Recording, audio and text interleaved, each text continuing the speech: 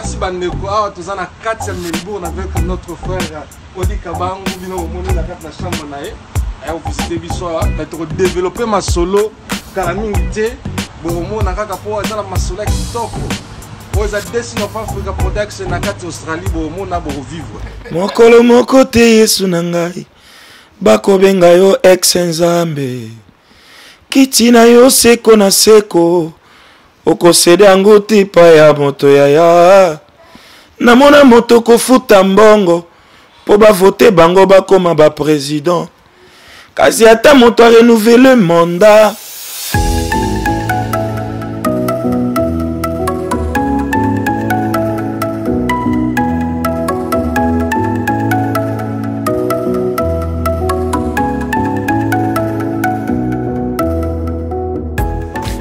Merci Bandeko na koya isusu na kati na plateau na biso lelo tozana esengo mingi yako invité ndeko na biso lelo wa bengam na kombo ya Odi Kabangu auti na esika moko musika kotala biso na kati na ozali Australie vraiment tout sepeli mingi komona ye et tokoleka ko inviter na plateau to poser ba question mike o esengeli de façon que toyeba nini au juste ndeko na biso Odi Kabangu aza nango comme but ya ko sala ba visite pour ozali déjà deuxième visite na ye bon sofa ndenga na yebi deuxième visite déjà na ye sali soki troisième déjà to ko tout na ye apesa la biso ba bénédiction ni nango azomemela biso na Australie bien ba tamsusu azoko vendre azoko akota malembe au moins la totikali ne kaka mais to ko moi to inviter tout na ma solo bino mo mona et puis to solo moké et pour na ba ozali ba projet nem sous ya album na et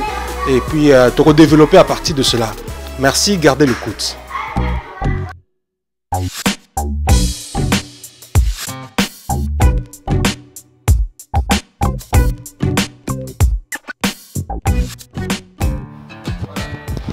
Merci Bandeko tozongi sur na plateau kaka na sabino que na ko invité ndeko na biso Odi Kabangu to poser ba question na visite na ye na kat na Australie Melbourne na ba mingi ba yebi yango ba msusu tamsu ba éviter mais toutefois to ko invité na nué to tout na ye vraiment ba but na ye azanango ou bien plan na ye ni azanango na kat na mboka Australie vraiment merci ndeko Odi Kabangu et puis bienvenue na Australie. Merci beaucoup. Nzambe azwa lokumu na pamboli pe bino ndenge bo sala effort ya oluka biso pona ko sala émission oyo ko yebisa bandeko ke toza na kati Australie na pamboli vraiment Nzamba pambola. Merci ndeko Odi.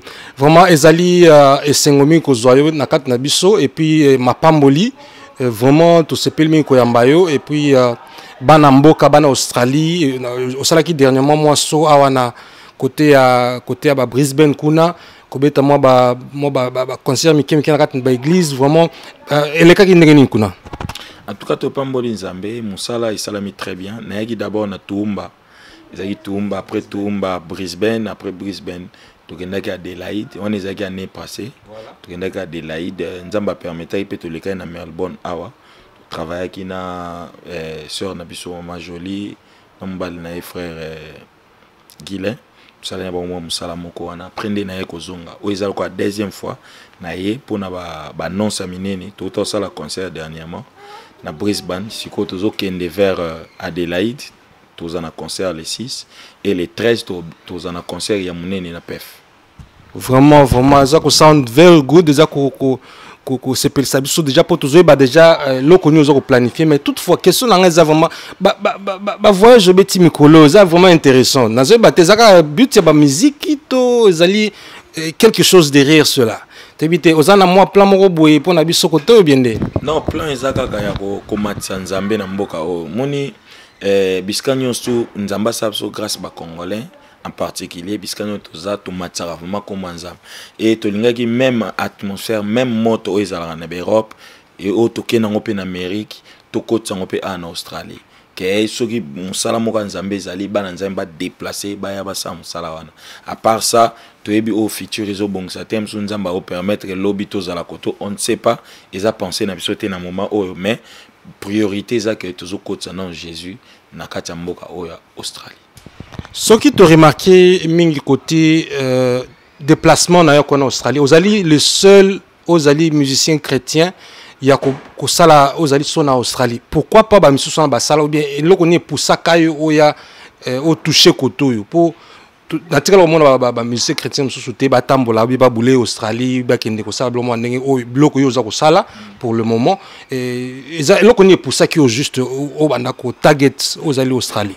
Bon eloko nyonso tu ba ezaka na mutu moko nzambe akocha toujours vision wana ke a banda yango ko mona bande ko ba ebele na kendaka États-Unis nazaki na ndeto ba en anglais link moko entre bande ko ba na États-Unis na bande ko ba za Australie bando komelanga mingi ndeko nanga moko za na Australie ndeko nanga moko za na États-Unis ndeko na yo trouver que c'est que communauté na sope ezape monene makasi na Australie nde à partir ya prophète mokaza na Tumba prophète Thierry nde tozwaki initiative ke na ya awa poto bandasko komeka ko tombola musala donc nazaki vraiment excité ya koya koto pona kokutana bandeko na biso pe ko sa musala nzambe na niveau international.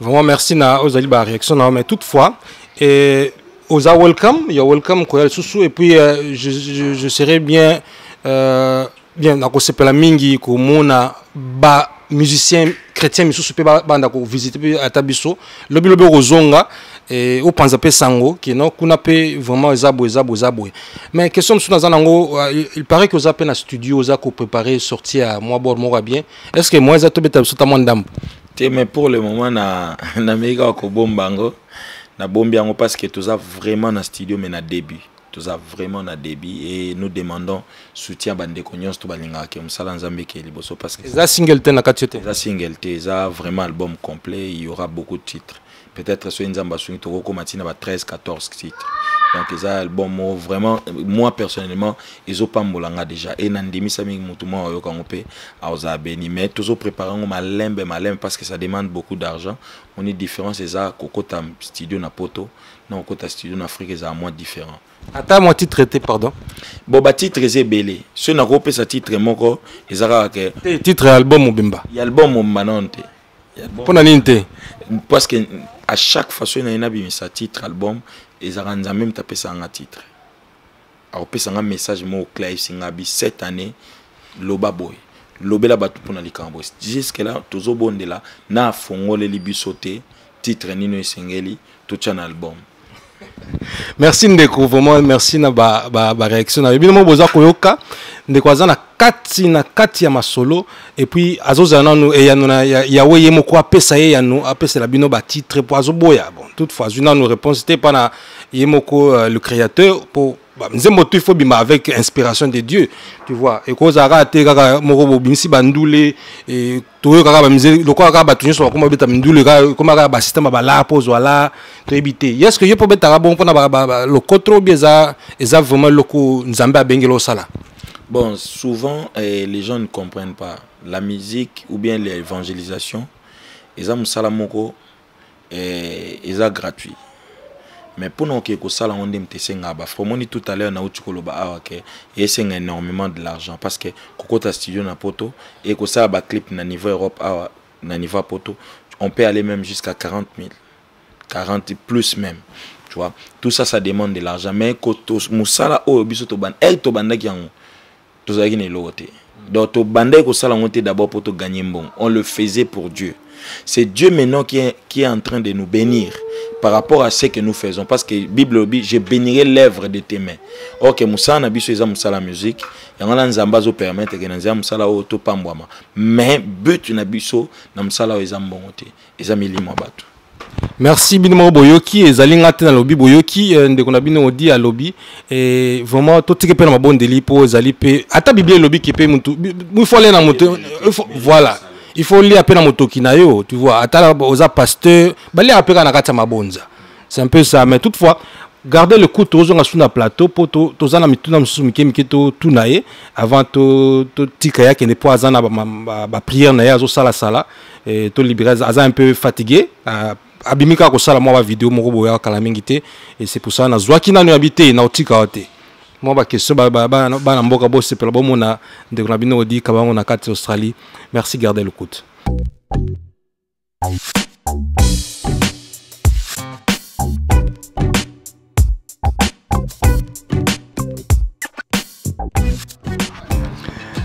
Merci, tozong suna kat na plateau na biso bandoran de Tolobaki et avec notre frère Odi Kabangu. Vraiment zay sengo mingi tozwi le na kat na plateau na ngai na sepeli mingi po parce que zo laksaki naza pe béni. Koyamba ndako yamba mopaya eza ndako za béni. De la même façon nga pe na zo yanga na kat na studio na nga banini na béni. Au moins que na béni. Nzamba pambola. Merci Ndeko. Est-ce que c'est la table de la petite bolanda moi bor moi bien et c'est la moi talakaka. Yo talaka yo. Mokolo mokote Yesu nangai. Bako benga yo ex nzambe. Kitina yo seko na seko. Oko sede angoti pa ya moto ya. Namona moto ko futa mbongo. Po ba voter bango bakoma ba président. Kasi ata moto a renouvelé le mandat na 200 ans présidence ezalaka te na lola mande kozala te bélection kozala te po yozali nzambe. Vraiment merci Ndegolanga pour ça qu'on continue kaka yo ça ba nostalgie moko boye vraiment boyoki bino so bolinga Odi Kabangu vraiment bo like ba vidéo bo partager yango parce que tozana yawa. Bon, monsieur Odi, est-ce que vous avez connu Ntsiko? Nazo zonga, je crois dans 2 semaines, dans zone Europe. Mais dès le mois de janvier, nous allons sous parce que réveil bandara toujours il faut ils la moi makasi et à part ça, nous avons la grâce que bande découpé mususu il y a des artistes, ba contact ils allaient déjà après ngai ba koyape na mboka apo, toi on a besoin que Australie pour Christ. Australie doivent adorer les noms. Amen, amen. Papa, est-ce que vous avez un plan moko sous tête à moi concert moko sous moko apo déjà ba na mboka ba ibaka déjà ba okaka ba bonga maka déjà que tout rosoko ye zande ngwasuma na kati na Nzambe. Topamboli Nzambe, tozana no awa le 6 août awa tozana Adélaïde, le 13 tozana PEF. Après ça na zongi air na oya to se concentrer plus pour na Sydney na Melbourne. Donc tous en a 2 concerts awa. Tous la bande ko pe bako soutenir musala ke tout ça musala munene na Melbourne. Baya ba chambongo na bango Angers pour na lokumu à Jésus. Tout ça musala mo munene na mboko Melbourne. Pe so inzamba permettre to kita na ba ville mususu na ba Darwin, na été so na lobiango bien. Darwin ozui Obat ok na mboko mususu nini Lanceston donc tout tambola un peu na bamboka mususu pe projet na biso ezali même esprit toza nangwa toke nango na Nouvelle-Zélande. Voilà, mais on ezali projet mo munene ndeko na ngai Nzambe vraiment to na mabondeli Nzambe pas sunga de façon que musala na etambola ekende malamu bande ko bolandi ndeko na biso Odi Kabangu boyoki ye vraiment tous les semaines que zoé le plateau zali le romo kaka biso bato oyo bino bolinga kaye soutien na bino toujours boyoki ba projet zali ya ko beta le sous retour na kat na Australie ko beta ba concert ya na ba place na ba state différemment ce qui a zongi to ko update bino le sous na ba za ba nouvelle na ye makam na ye soit ya ba concert boko za updated boko yeba tout c'est pour cela. Gardez le coup, beau s'abonner, beau like ma vidéo, beau commenter. Ce que vous avez la suggestion, beau commenter sur beau cliquer à Wayangwana, beau cliquer zate sur qui nini. Vraiment, ndeko frère Odi, merci que vous avez la plateforme sur mon kololo, nzamba pambolo mingi et je crois bien à la prochaine. Kobo santé ko benga biso, tozana toujours pour nayo.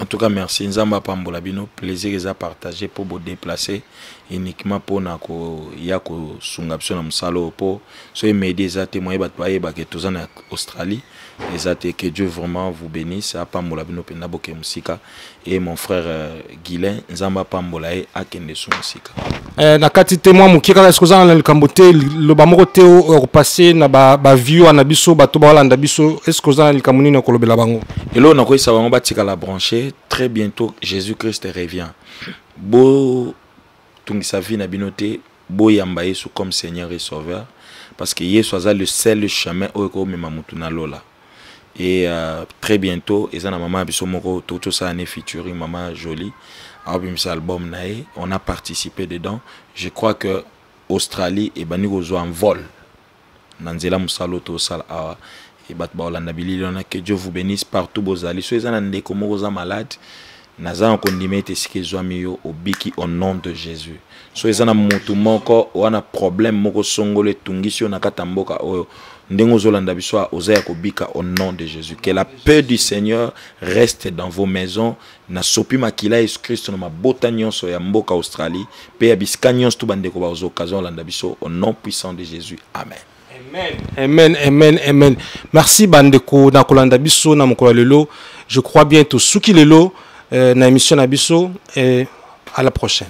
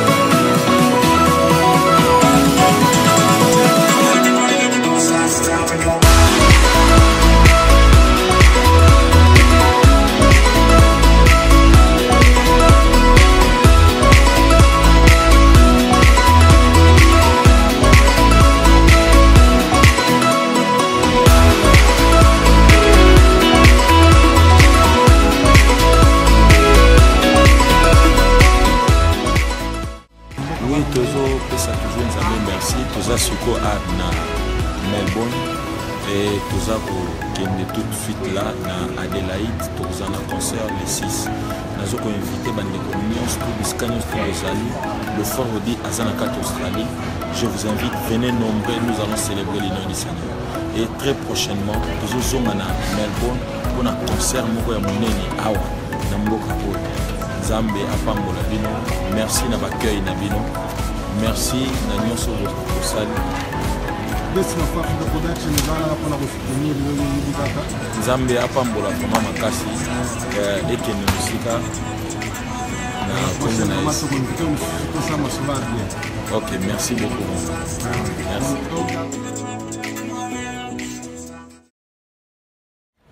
Topesi bandeko na biso ya États-Unis mambote belé frère Blaine Sakou biso yo tozawa donc toujours avec Lopez donc oyebi makambo nyonso ya nini ya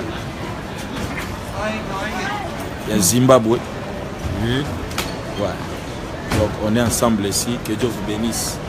Moussala Malam, Navi Kebosa, Moussala na États-Unis, na Chicago maintenant. Et Zamba Sanabine. On va frère Blaise, Sankou, na Vincent. Vincent, oui, Vincent. Et notre frère Blaise aussi, na oui. Houston. Voilà. Freddy Maya. Moukenge Blaise. Yes. Avec Freddy Niembwe. Freddy Niembwe. Voilà. Ouais, namonaga autos album est bimay très bien. Zamba Pambo le frère Freddy monte encore. Sarah, bonjour.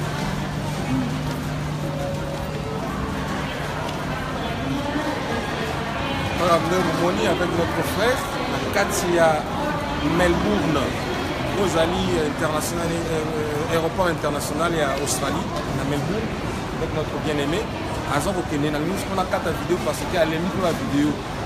Il était dans ce qui est mort, il y a une vidéo belée. Et puis, une fois qu'il y a ma père, il y a tout le monde qui a fait ma tana. Tout le monde a vidéo, vous like, vous partagez, vous continuez à faire un album. Son album, un nouveau album, mais avec un album qui azozala ba inspiration ya Nzambe puis na ba ozali Nzambe pe ça y est autorisation abimisa nouvelle pe titre album comme tu dis pour le moment azoboya kobimisa ngo pour des raisons oyo papa na ye o boyebi papa na ye o papa na ya charnel te papa na ya molimo apesi na autorisation te tango kobima bo soutenir na kosomba vraiment bosomba botuka ba copyright tout le monde copyright bosomba pour musala qui est bosso de famille à Pambon.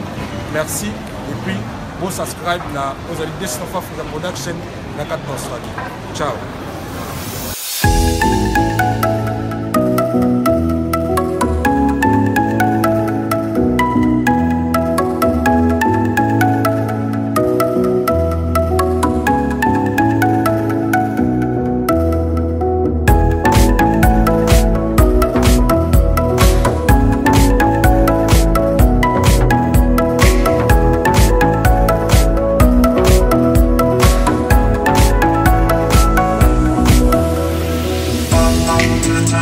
Come on, everybody, never gonna stop. It's time we gon' bop to the top. Come on now, don't stop the day we gon' bop to the top. Come on, everybody, never gonna stop. It's time we